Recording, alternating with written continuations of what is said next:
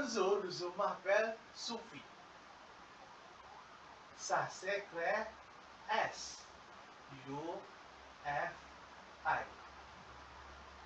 J'habite à Kuala Bila, en Malaisie. Et toi, où habites-tu? Salut, je m'appelle Sophie. Mon nom s'écrit Daniel. Je vais à Paris, en Malaisie. Quel âge as-tu? J'ai 21 ans. Et toi?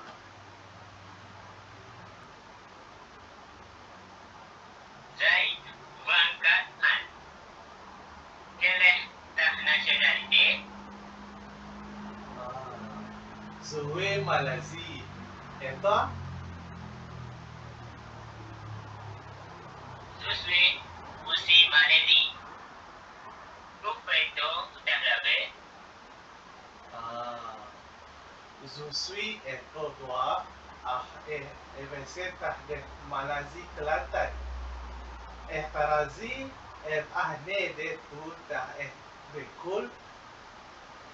Et toi, tu étudies et tu travailles.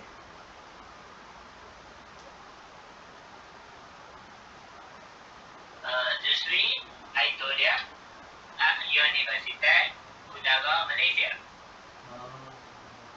Mon nom, numéro, de téléphone, et le Vida, Nassan Vida 441. Quel est ton numéro? Mon numéro de téléphone est le +60. Mais c'est à Baito. Oui, merci pour